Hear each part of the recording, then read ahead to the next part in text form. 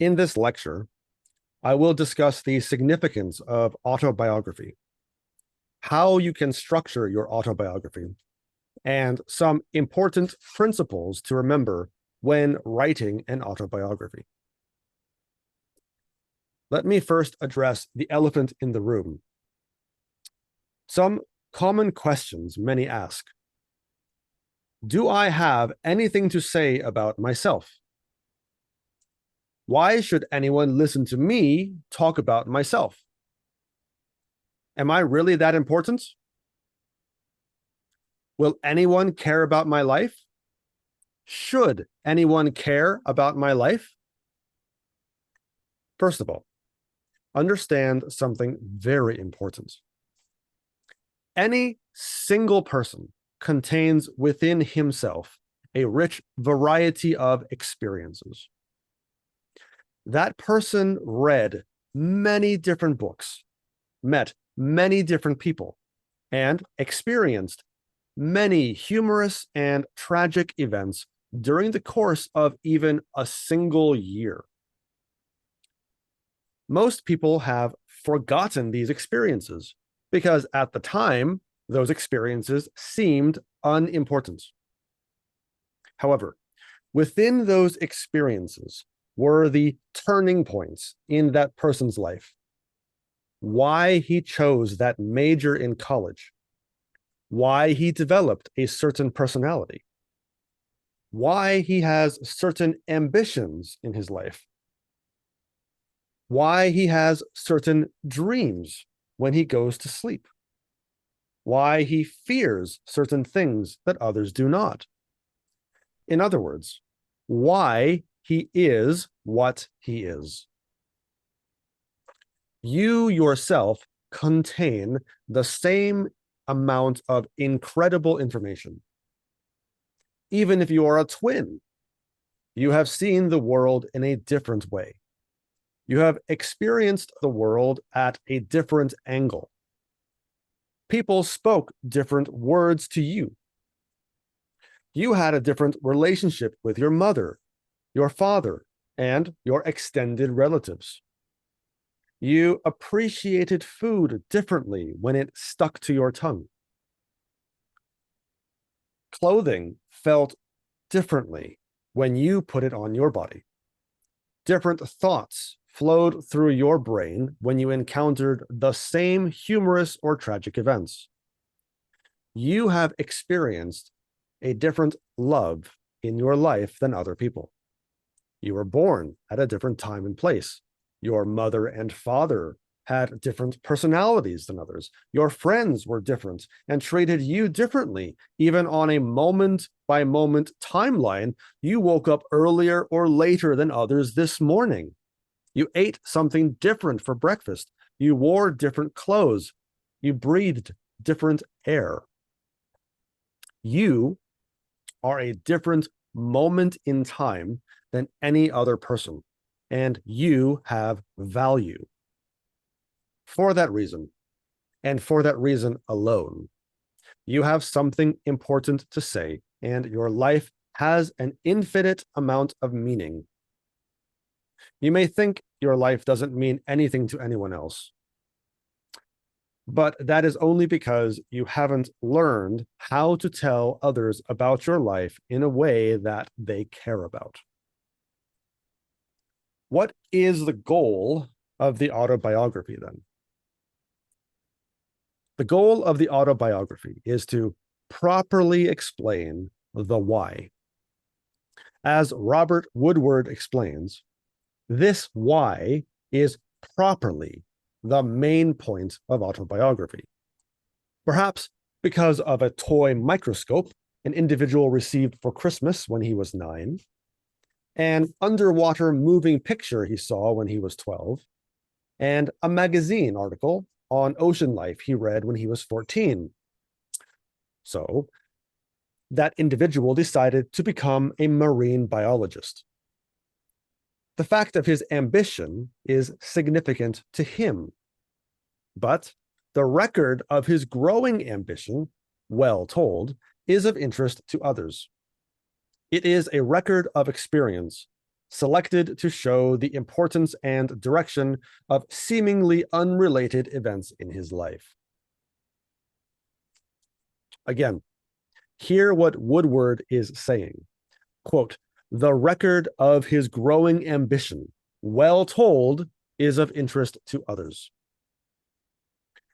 The reason why you have felt, perhaps up until now, that no one has really cared about your life or your experience was that, number one, it wasn't communicated to anyone. But, more importantly, that it wasn't communicated well to anyone. People read something because they see something of themselves in what they are reading. They picture themselves or their own experiences in the experiences of others. They witness the feats or struggles or comedies or tragedies of others in the lens of their own experiences. When you read a riveting novel, you feel like you are there. You feel that you are talking to that person, that you are holding that bag, that you are falling in love. Your mind holds both creatures at the same time, the person in the story and yourself. And for a moment, both are the same.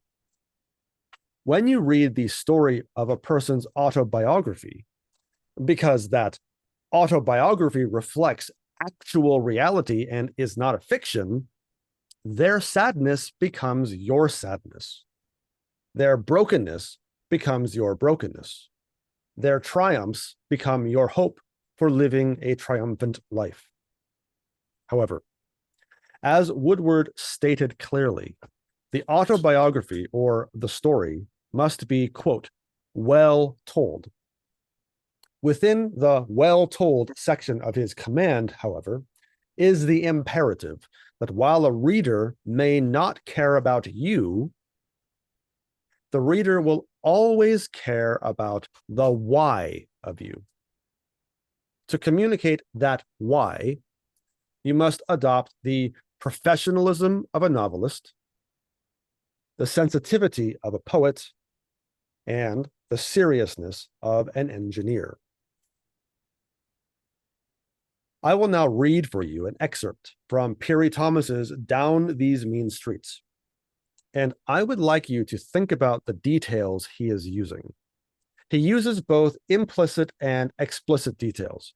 And using these details, he can communicate not only a certain truth of his life, but also describe a social reality about how values develop inside a system of poverty. I'd like you to be sensitive to these things as I am reading. How does Piri use his own experience inside a system of poverty to not only explore the why of his own life, but also explore the systematic development of values inside a social system? What kinds of details does he use? What kinds of explicit details? Explicit details are details that are clearly and openly shown. What kind of implicit details? Implicit details are details that are internally felt, but not explicitly stated or openly declared. Here is Piri Thomas's In Business from Down the Mean Streets. Living in number 109 was a snap breeze.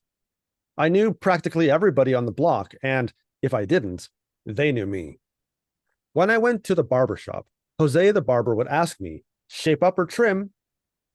He liked to trim because in 3 hot minutes, he could earn 50 cents. But I always gave him a hard way to shovel and said, give me the works with a square back. Ay, coño, he groaned, and started to cut hair and breathe bad breath on me on spite, while I ignored him on spite. Here, Piri explores what seems to be a scene that everyone has experienced, getting his hair cut.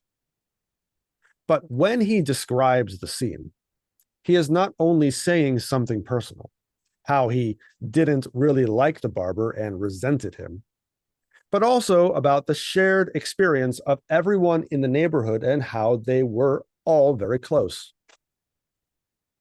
Let's continue. Just being a kid, nothing different from all the other kids, was good. Even when you slept over at some other kid's house, it was almost like being in your own house. They all had kids, rats, and roaches in common. And life was full of happy moments, spitting out of tenement windows at unsuspecting people below, popping off with slingshots, or even better, with Red Ryder BB rifles, watching the neighbors fight through their open windows or make love under half-drawn shades. So, this is interesting. Even though Thomas says here that he was not any different from any of the other kids, this is interesting because he states he was no different from anyone else, which, of course, makes him different because he has said it, and he has said it well. The way he describes the simple act of a sleepover, quote, almost like being in your own house, is a different way of looking at a sleepover and a fascinating way to think about a shared space. Then, when he describes the things he did with the other kids, like spitting on people on the street, shooting things with slingshots and BB guns, a lot of other people might have had similar experiences that they can identify with those experiences. But the collection of those individual details side by side with watching neighbors through open windows or seeing people being intimate, that isn't something that even if we experienced those same things, that we would put together. Let's continue.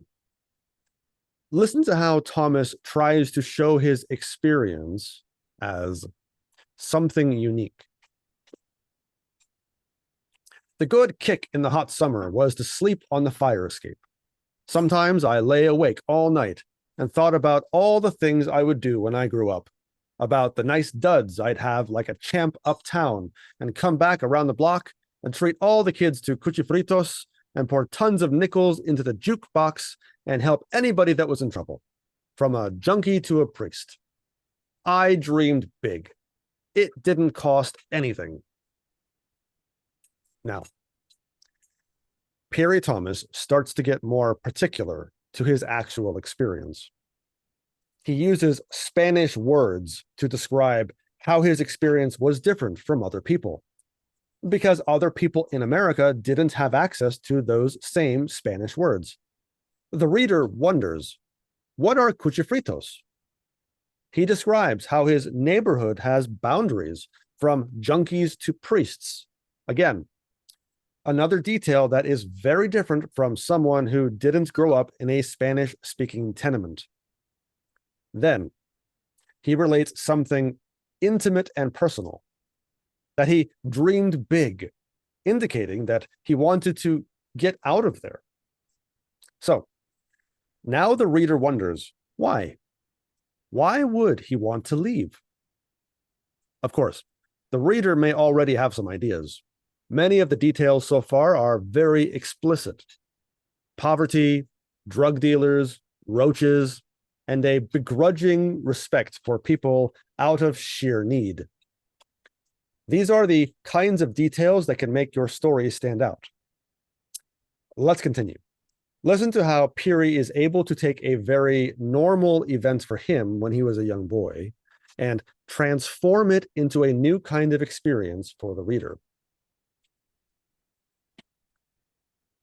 In the morning, I stood on Lexington Avenue in Spanish Harlem.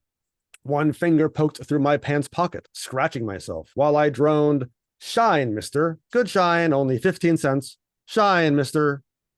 It was hard to shine shoes, and harder to keep my corner from getting copped by an early rising shine boy. I had to be prepared to mess a guy up. That corner spot wasn't mine alone. I had to earn it every time I shined shoes there. When I got a customer, we both played our roles. The customer, tall and aloof, smiled, "Give me a shine, kid."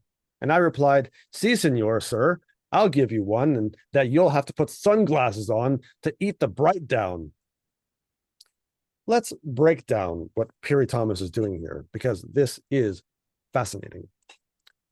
First of all, Thomas took something very small, a short dialogue, action, reaction, two people speaking to each other in just a few seconds, and transformed this into an experience.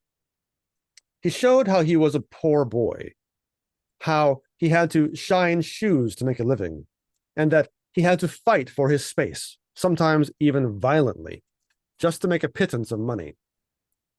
Then, when he did get a customer, he had to show the utmost respect to his customer, even going so far as calling him sir, and then requested he wear sunglasses so that he was more comfortable due to the hot and heavy sunlight. This wasn't an atypical experience. For Thomas, this experience was a daily experience, a typical experience that he condensed into one very short scene. Everyone has these kinds of experiences, but bringing those experiences down to the level where you can identify the intrinsic meaning through explicit details without actually saying those feelings aloud is why autobiographies shine. However, Piri wasn't finished. Listen to how he embellishes this experience with an even more complex dialogue, the use of imagery, and the use of auditory figurative language. My knees grinding against the gritty sidewalk, I adopted a serious, business-like air. Carefully but confidently, I snaked out my rags, polish, and brushes. I gave my cool breeze customer the treatment. I rolled his pants cuff up. That'll keep shoe polish off. Straightened his socks, patted his shoe, assured him he was in good hands, and loosened and retied his shoes. Then I wiped my nose with a delicate finger, picked up my shoe brush, and scrunched away the first hard crust of dirt. I opened my bottle of black shoe cleaner, dap, rub in, wipe off, pat the shoe down. Then I opened my can of polish, dab on with 3 fingers, pat a pid, pat a pid. He's not looking. Spit on the shoe, more polish, let it dry, tap the bottom of his sole, smile up at Mr. Big Tip, you hope. Next, sir. Thomas applied in this short passage many of the techniques that we have already discussed in these lectures. He applied onomatopoeia when he described the dabbing of polish on a shoe as, quote, patapid, patapid. He used the imagery of touch when he described the gritty sidewalk. And then he created a theme with the concept of a breeze. Remember back in the first sentence when Thomas described his life in number 109 was snap breeze. In this section, he yet again created another phrase, but instead of snap breeze, he used cool breeze customer to describe the man who wanted his shoes shined. Then, without even a beat of rest, Piri Thomas pushed the story to a climax. Listen to how the story, based on his own experience, feels like a crescendo, and he inserts a bit of action and tense wordplay. The shoe began to gleam dully. More spit, more polish, more brush, little more spit, little more polish, and a lot of rag. I repeated on the other shoe. As Mr. Big Tip started digging in his pocket, I prepared for the climax of my performance. Just as he finished saying, "Damn nice shine, kid," I said, "Oh, I ain't finished, sir. I got a special service."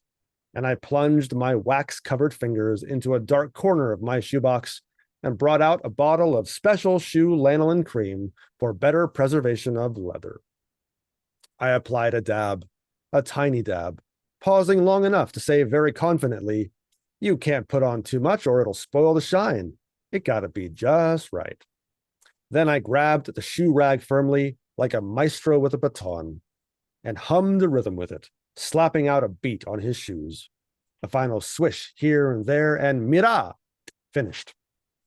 Sweating from the stain, my hand casually extended, palm flat up, and murmured, 15 cents, sir, with a look that said, but it's worth much more, don't you think?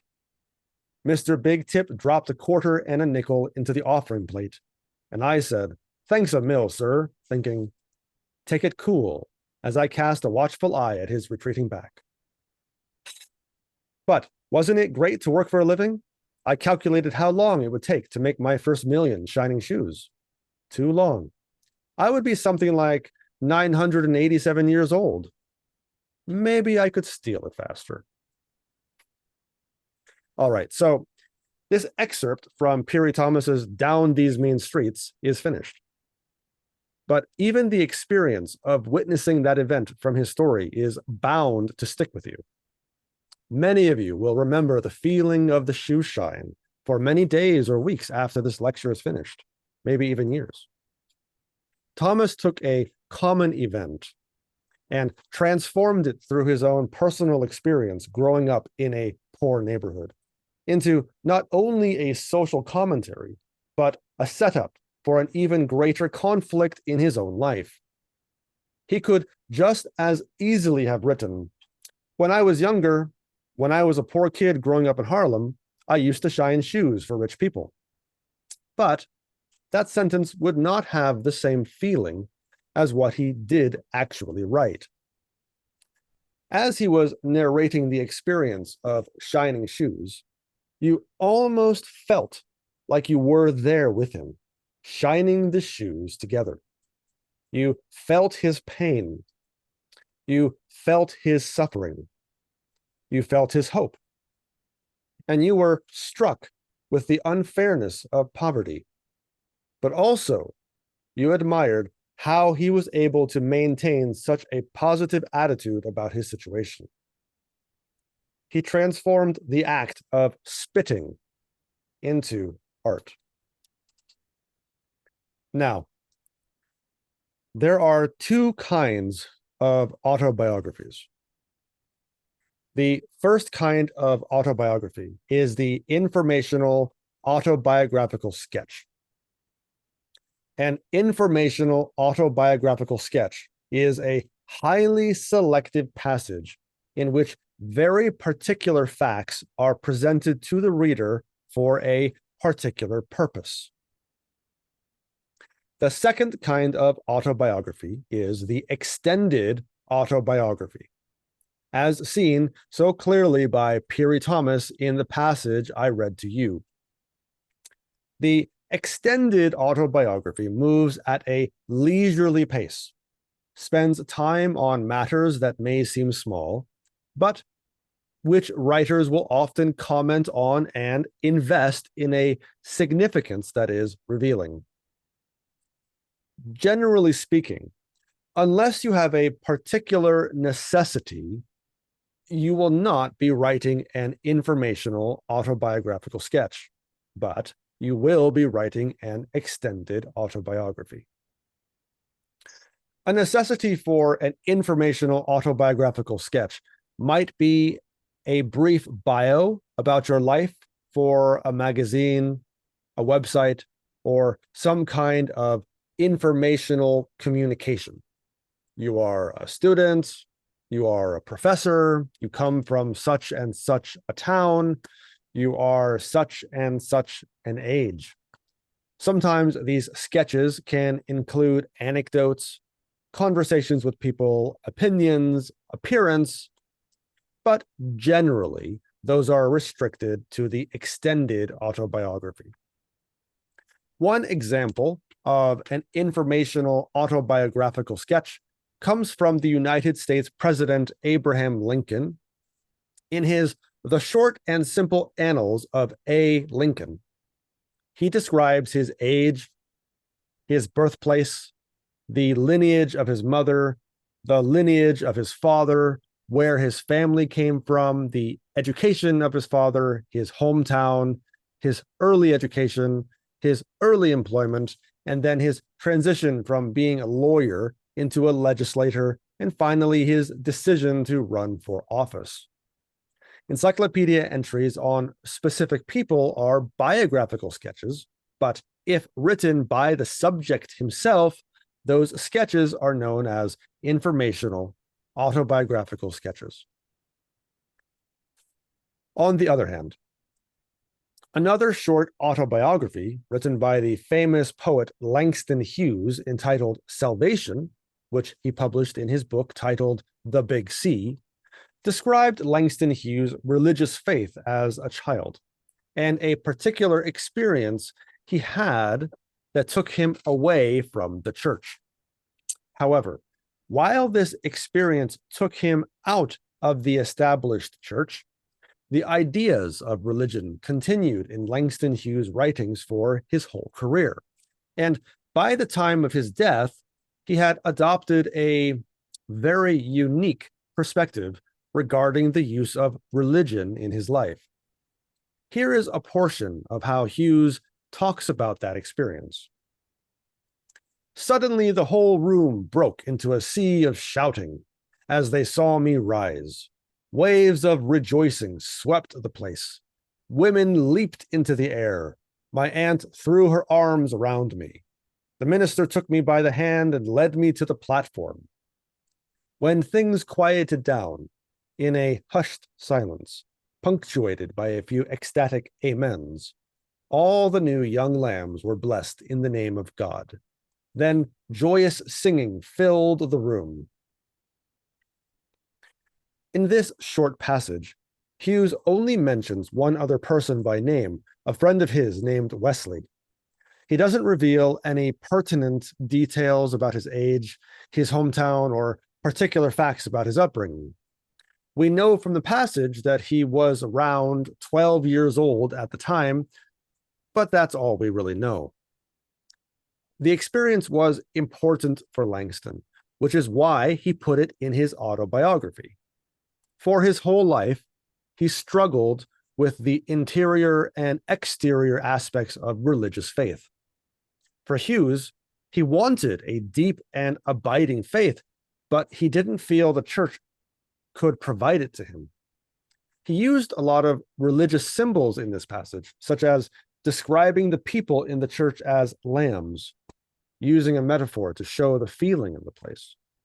But unlike the passage from Piri Thomas, this was a particular event at a particular time for Langston Hughes.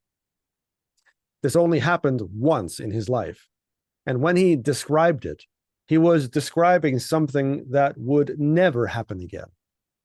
And yet, for many people, this is a very common experience, the altar call. But it only happens once in a person's life. This is another example of an extended autobiography, but done in a different way. Autobiographies, when written well, are condensed lives put into the magic of words. Autobiographies allow you to share a portion of your life with a reader, so that the reader can live vicariously through you. Autobiographies must be based on real experiences, but the best autobiographies will not only be factually based, but they will immerse the reader in the world of your life. They will tell a touching story of how you overcame something difficult, challenging, or conflicting in your own life.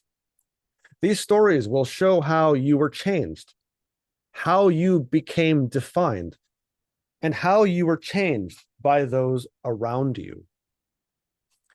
The best autobiographies will also help the reader to understand the social conditions of the setting you are writing in, the social conditions of other people in your life, and the social conditions of the time in which you lived. You should use clear and vivid prose when describing your life, but also be attentive to the thesis of your autobiography.